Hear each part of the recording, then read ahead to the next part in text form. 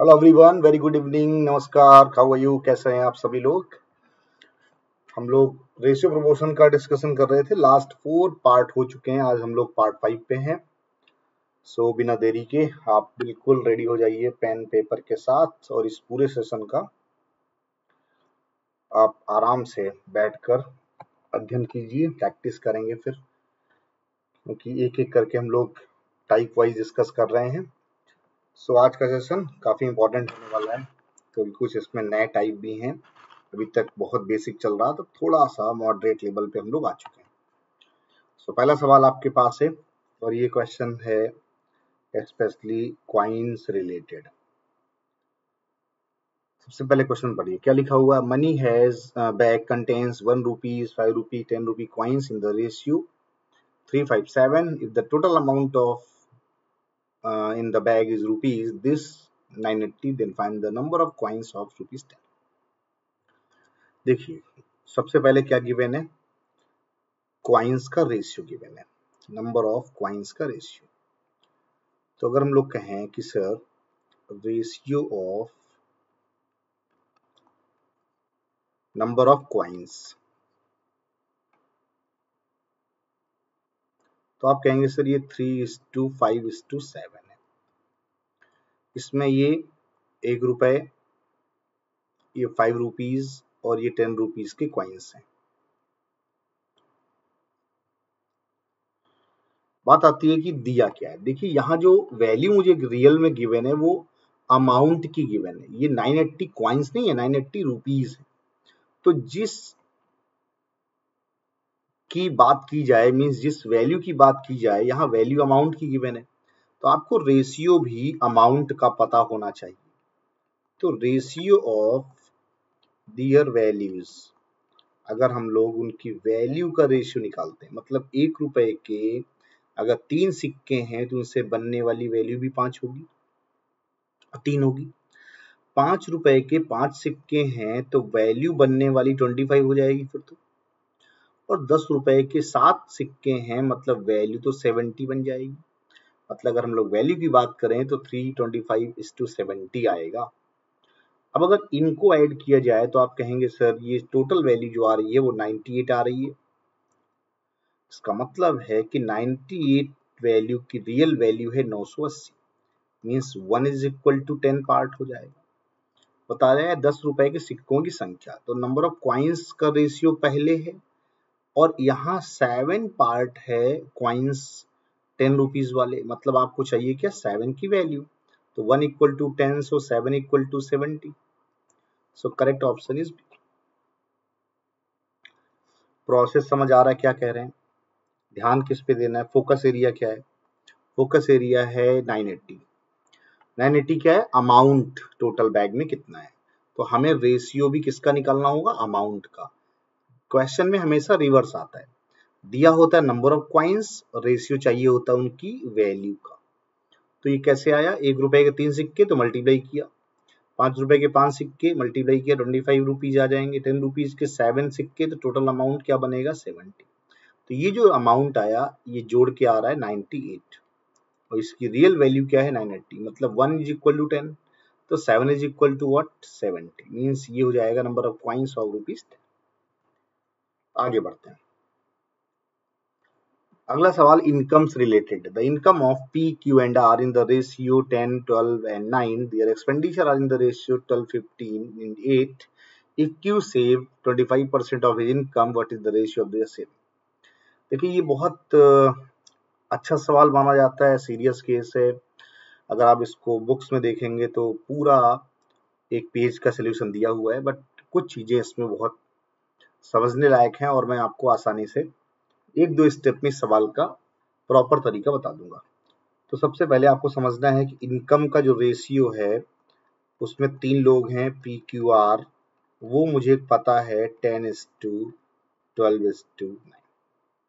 Expenditure का ratio जो given है वो भी PQR, 3 लोगों के बारे में बात हो रही है और उनका जो रेशियो गिवन है वो है 12:15:8। अब कंडीशन क्या है, कंडीशन ये है Q अपनी आय का 25 बचाता है, मीन्स Q 1/4 बचाता है अपनी इनकम का। आप ये कह सकते हैं कि अगर Q की जो सेविंग है, सेविंग्स ऑफ Q वो 1/4 ऑफ इनकम है, इसका मतलब जो Q का खर्चा होगा वो 3/4 होगा कि नहीं?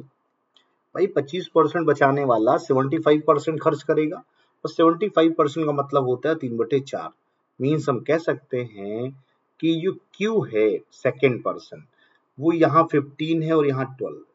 हमारा ये नंबर 3/4 होना चाहिए इस नंबर का।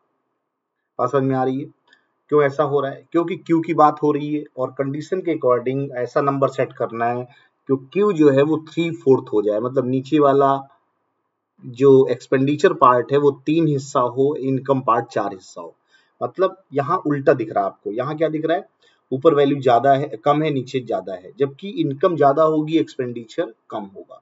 मीन्स आपको हमें यही समझाना है कि हम कैसे Q के हिस्से को, ये Q है, ये P है और ये R है, तो Q के हिस्से में कैसे हम ऐसा सेट करें कि 3/4 हो जाए एक्सपेंडिचर इनकम का। तो जो पहला स्टेप है वो ये है कि आप पहले इसको सेम कर लें, क्योंकि किसी में कोई नंबर अगर सेट करना है तो उसके लिए दोनों का सेम होना जरूरी है। तो हम पहले Q को करेंगे सेम, क्योंकि बात Q की हो रही है तो Q को सेम कर लो। अब Q को सेम करने का मतलब क्या है? 12 और 15 का अगर एलसीएम देखो तो 60 आएगा। मतलब अगर ऊपर मल्टीप्लाई 5 से कर ले और नीचे 4 से कर ले तो 60 बन जाएगा। कैसे बनेगा देखते हैं। मल्टीप्लाई करते हैं तो ये 5 से करेंगे तो 50, 12 पंचे 60 और ये 9 45 आएगा। ये 4 से करेंगे तो 48, 15 चौको 60 और ये 8 चौको 32 आएगा। अब आपको एक बात तो समझ में आ गई कि 5 और 4 से सेम भी हो गया, और अगर आप डिवाइड कर देंगे ऊपर वाले को 5 से, नीचे वाले को 4 से, तो वापस उसी रेशियो में आ जाएंगे। मतलब हमारा जो स्टेटमेंट वाला रेशियो है वो भी चेंज नहीं होने वाला, केवल इस बात से क्योंकि हमने Q को सेम किया जब, तो मैंने मल्टीप्लाई 5 पूरे में किया है, नीचे 4 से किया है तो सभी रेशियो में किया है। तो ये प्रोसेस है पहला स्टेप। अब बात आती है कि ये नंबर ऊपर वाले नंबर का 3/4 होना चाहिए। मतलब क्या है? वो मतलब ये है कि अगर ऊपर वाला ये 4 नंबर है तो नीचे वाला 3 होना चाहिए, तभी तो कह पाएंगे कि ये 3/4 है। लेकिन आपको पता है रेशियो में मल्टीप्लाई करेंगे तो सेम नंबर से सब में करना होगा, लेकिन इससे फायदा क्या होगा? फायदा होगा Q सेट हो जाएगा 3/4। तो चलिए 4 से गुणा करते हैं पूरे में, तो ये 20 हो जाएगा, 4 से 240 हो जाएगा, 45 चौको 180 हो जाएगा।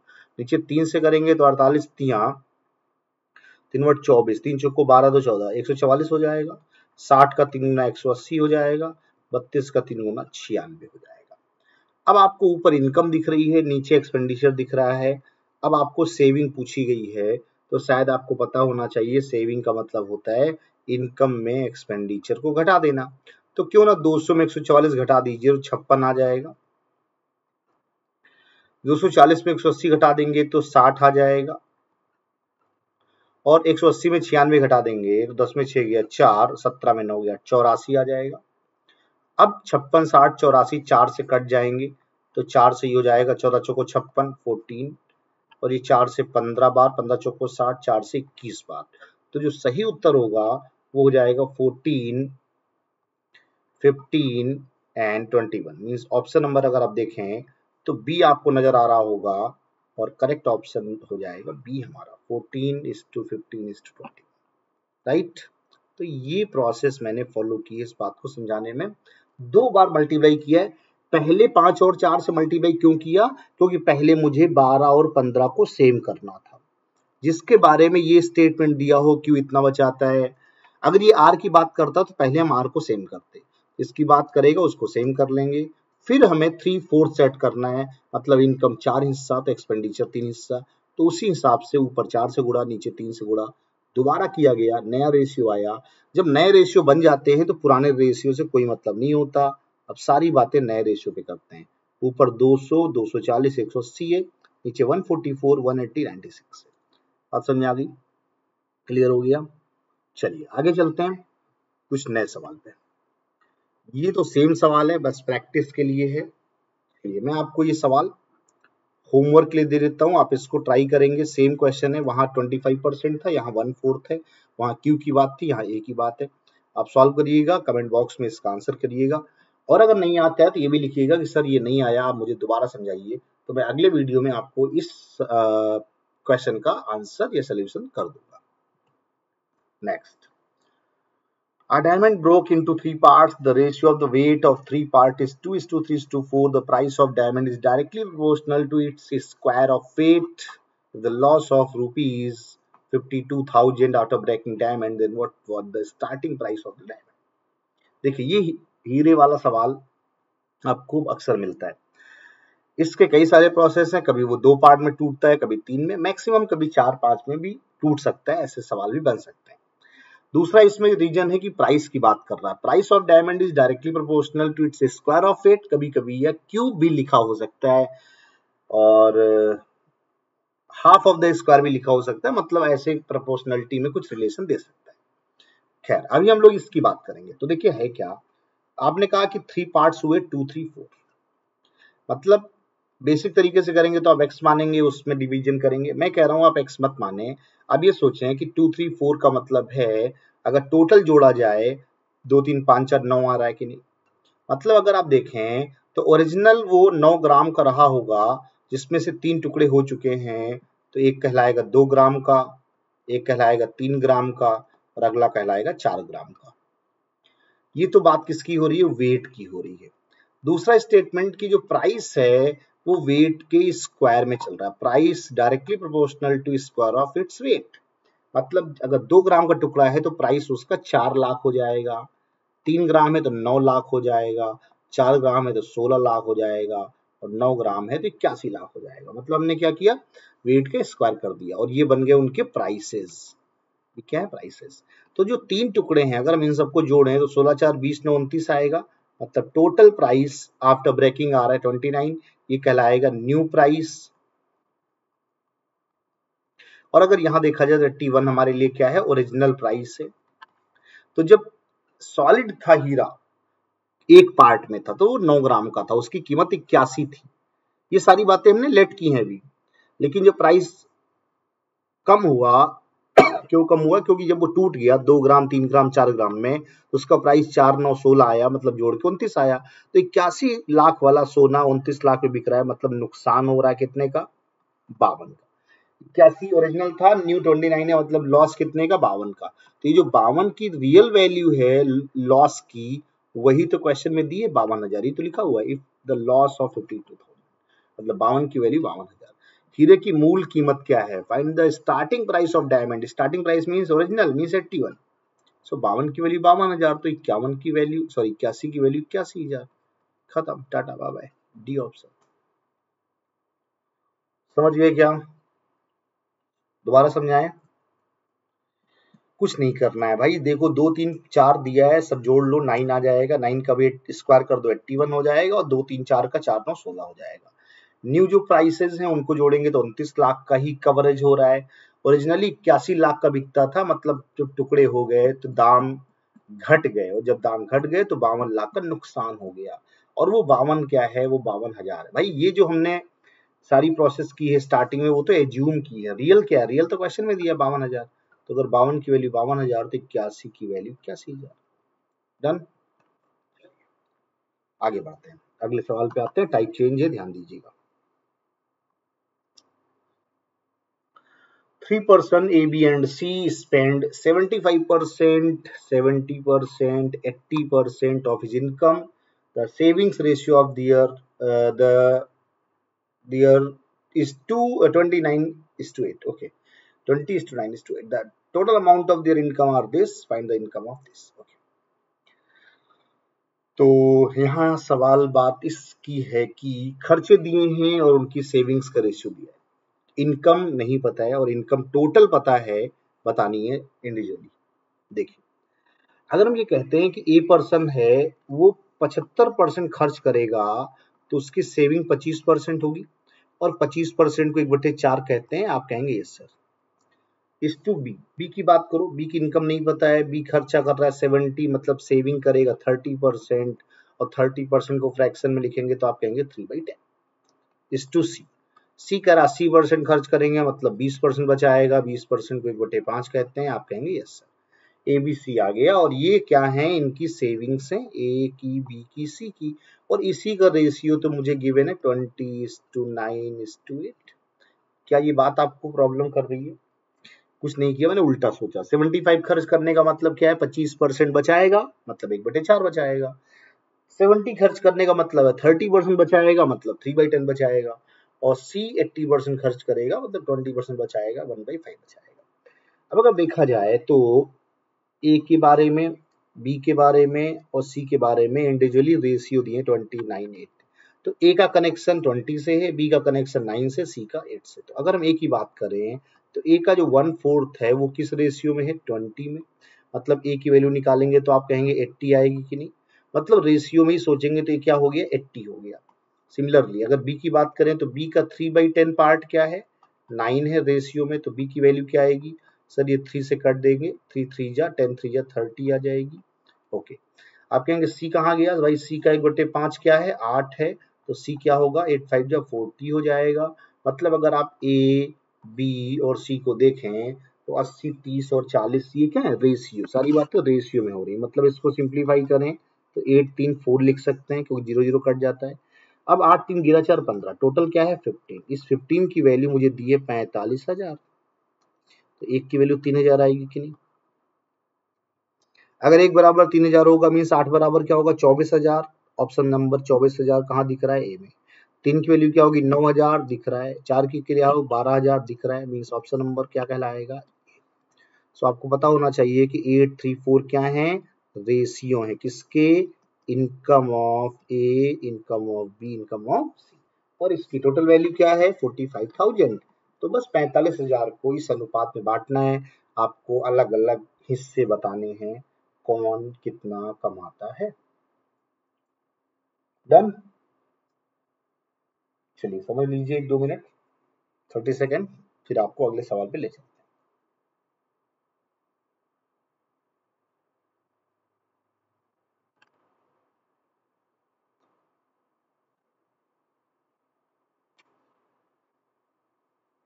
समझ आ रहा है? सवाल सारे आज दमदार हैं, इसलिए थोड़ा सा पॉज लेके समझना है एक एक स्टेप बहुत क्लियरली।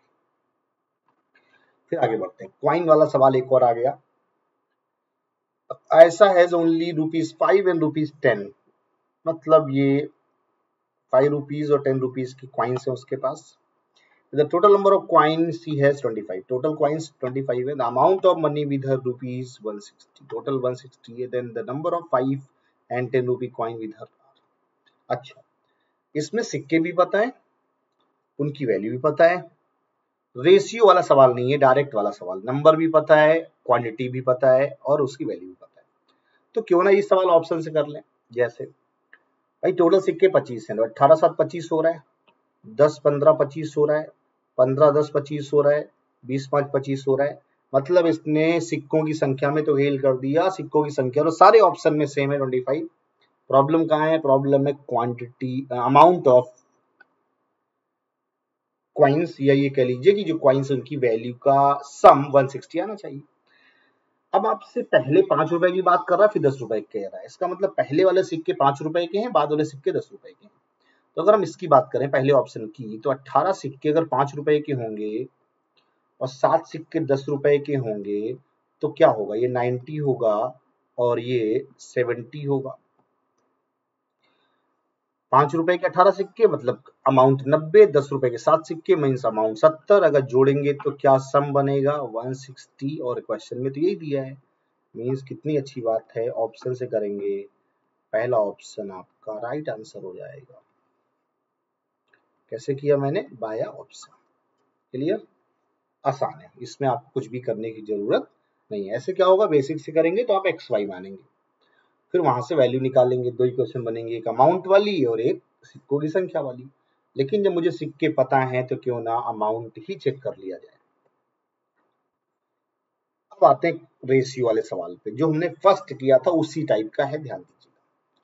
टोटल 210 सिक्के हैं, ₹1.50 के, और रेशियो ऑफ दियर वैल्यूज दिया। ध्यान दीजिएगा, आप कह रहे हैं कि सर हमारे पास ₹1.50 के सिक्के हैं, इसमें से ₹1 के 13 और 50 पैसे 11। नहीं, सिक्के नहीं है, उनसे बनने वाली राशि है, मतलब रेशियो ऑफ वैल्यू है। अगर हम लोग रेशियो ऑफ क्वाइंस निकालें, रेशियो ऑफ क्वाइंस, तो आप देखिए 1 रुपए से 13 रुपए बने हैं, मतलब क्वाइंस भी 13 होंगे। 50 पैसे के सिक्कों से 11 रुपए बने हैं, मतलब क्वाइंस 22 होंगे क्या? दिमाग लगाइए, 1 रुपए में 2 सिक्के होते हैं, अगर आपको 11 रुपए चाहिए अमाउंट में तो सिक्के लेने होंगे 22, तो ये आधा हो जाएगा अमाउंट। या ये कह लीजिए कि क्वाइंस क्या होंगे, डबल होंगे, तभी तो बात 11 की होगी। अगर 10 रुपए चाहिए तो 20 सिक्के लेने पड़ेंगे 50 पैसे के, तो यहाँ 11 रुपए चाहिए तो नंबर ऑफ क्वाइंस 22 होंगे। तो फाइनली हमने ऐसा किया क्यों? क्योंकि आपको पता होगा, स्टार्टिंग मैंने बताया था कि आप इस पे ध्यान दीजिएगा, ये क्या है, 210 अमाउंट नहीं है, क्वाइंस हैं। तो जब 210 सिक्के हैं तो रेशियो भी किसका चाहिए, सिक्कों का। तो यहाँ मैंने उल्टा कर लिया, तो 23 और 22 क्या हो गया, 35। उसकी वैल्यू क्या है, 210। तो 1 इक्वल टू क्या होगा, 210 बाई 35, ये 6 बार जाएगा। और चाहिए क्या, 1 रुपए के सिक्कों की संख्या, तो 1 रुपए के सिक्के कितने, 13, 1 बराबर 6, तो 13 बराबर क्या होगा, 13 इंटू 6, 78। ऑप्शन नंबर कहलाएगा थर्ड। समझ आ रही बात कैसे किया है? बिल्कुल वही टाइप है, बस ये ध्यान देना होता है कि हमें वैल्यू किसकी पता है, पैसों की पता है या उनके सिक्कों की। यहाँ बात सिक्कों की थी, रेशियो वैल्यू का था तो उल्टा था। नेक्स्ट उसी टाइप का सवाल है, लेकिन फिर कहानी चेंज है, ध्यान दीजिएगा। A bag contains 240 rupees coins, 240 rupees amount given है, कितने कितने के, 1 रुपए, 50 पैसे, 25 पैसे। और ये रेशियो जो गिवन है ये सिक्कों का है, ये अमाउंट का नहीं है। इसका मतलब रेशियो ऑफ क्वाइंस 5:6:8।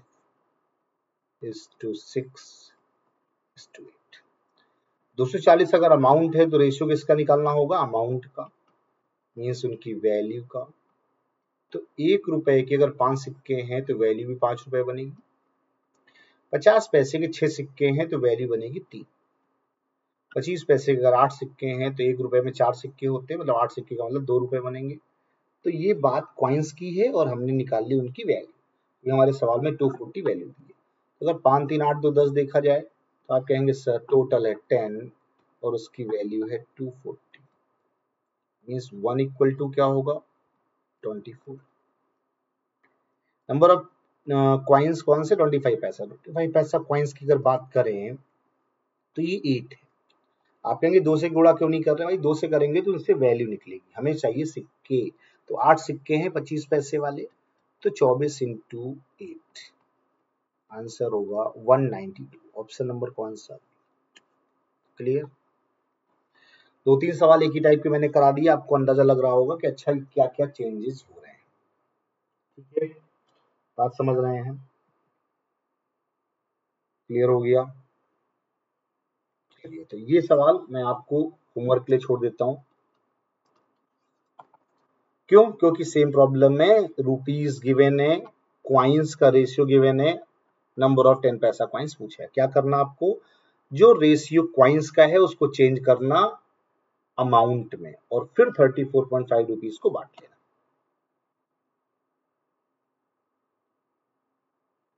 ये भी सवाल उसी टाइप का है। चलिए ये सवाल मैं आपको कर देता हूं, वैसे क्वेश्चन सेम है, बस वैल्यू थोड़ा सा ज्यादा है इसलिए आपको लग रहा होगा।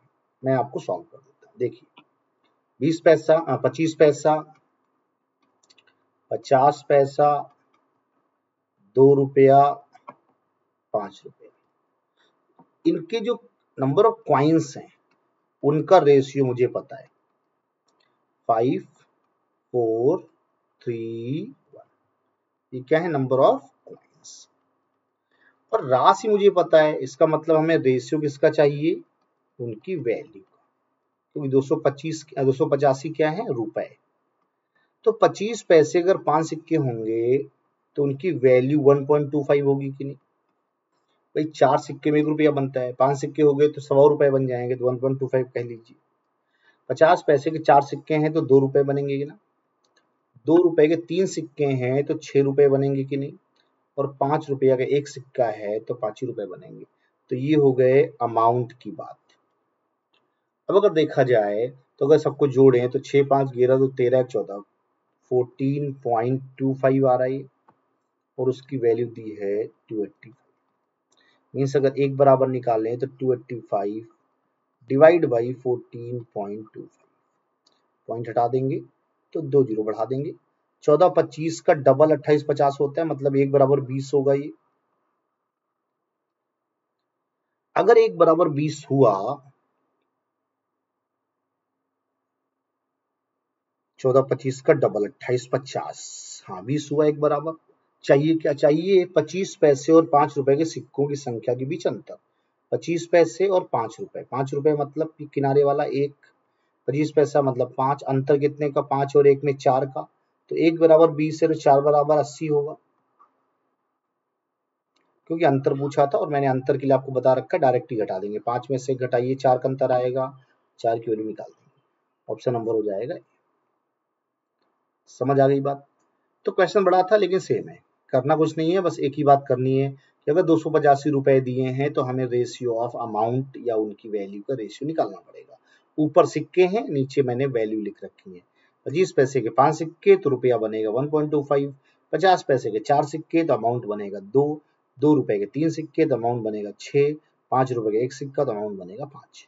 बस सबको जोड़ा और बराबर कर दिया, एक बराबर 20, 4 बराबर 80। ठीक है, तो ये सेम टाइप के सवाल चल रहे हैं, ये मैं भी आपको प्रैक्टिस के लिए छोड़ देता हूँ, ये आपका होमवर्क है, प्रैक्टिस करिएगा। क्वाइंस वाले सवाल ज्यादा हैं इसलिए आप अच्छे से प्रैक्टिस करिएगा, और फिर कोई डाउट आता है मुझे बताइए। तो आते हैं अगले पड़ाव पे, मीन्स टाइप यहाँ से चेंज हो रहा है।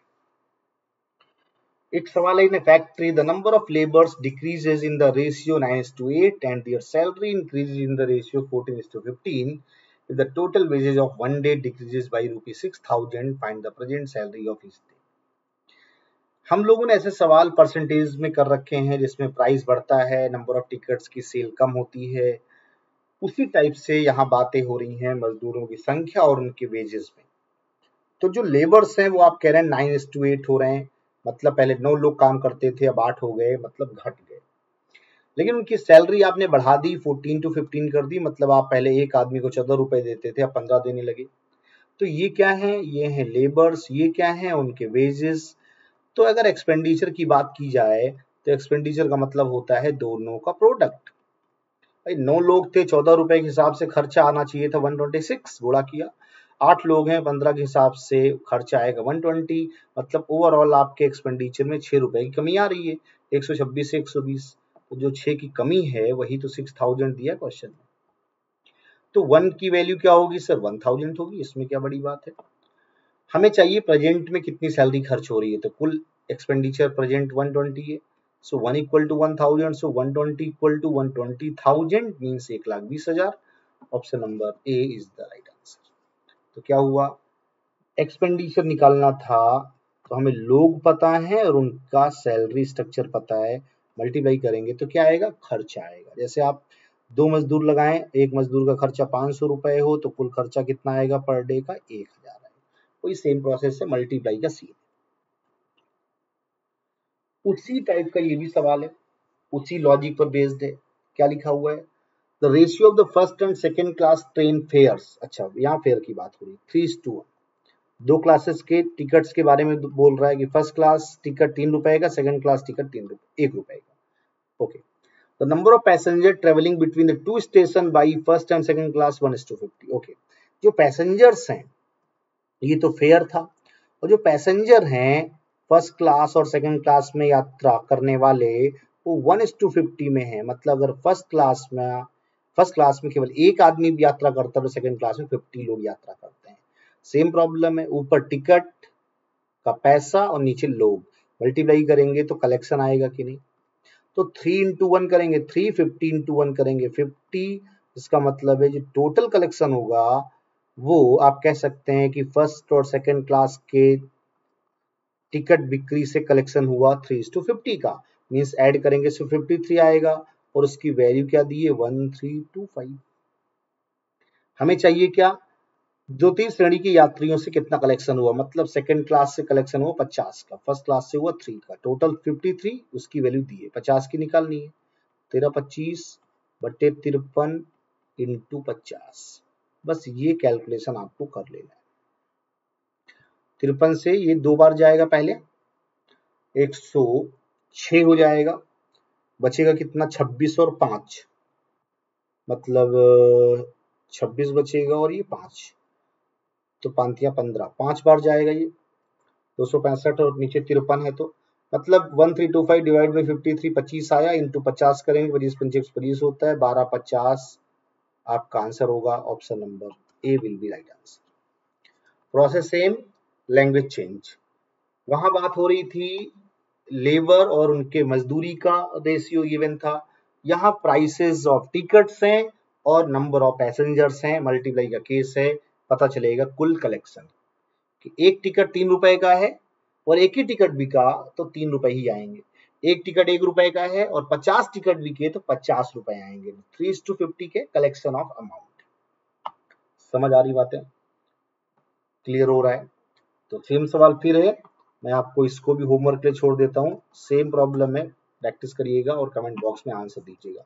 यहाँ देखिए वैल्यू नहीं पूछी है तो आप इसका यूज मत करिएगा, केवल मल्टीप्लाई करेंगे, आपको पता चल जाएगा क्या आंसर होगा, क्योंकि आपको पता है पर्सन और उनकी सैलरी का जो प्रोडक्ट है वही आता है टोटल अमाउंट ऑफ बिल, बस आपको मल्टीप्लाई करके आंसर देना है। तो कैसा रहा सेशन आज का? इसके आगे से हम लोग फिर नेक्स्ट सेशन में कंटिन्यू करेंगे। आज जितने टाइप मैंने डिस्कस कर लिए हैं वो सारे आप लोग कर लीजिएगा। उम्मीद करते हैं कुछ नई चीजें आपने सीखी होंगी आज की क्लास में, तो बिल्कुल कमेंट करके बताइएगा क्या क्या आज नया सीखा। और अगर आप फर्स्ट टाइम मेरे साथ ज्वाइन कर रहे हैं तो बिल्कुल आप सब्सक्राइब कर सकते हैं इस चैनल को। So keep learning, happy learning, bye bye, take care. मिलेंगे नए सेशन में नए वीडियो के साथ, तब तक अपना और अपनों का ख्याल रखें, पढ़ाई जारी रखें, बाय बाय, टेक केयर।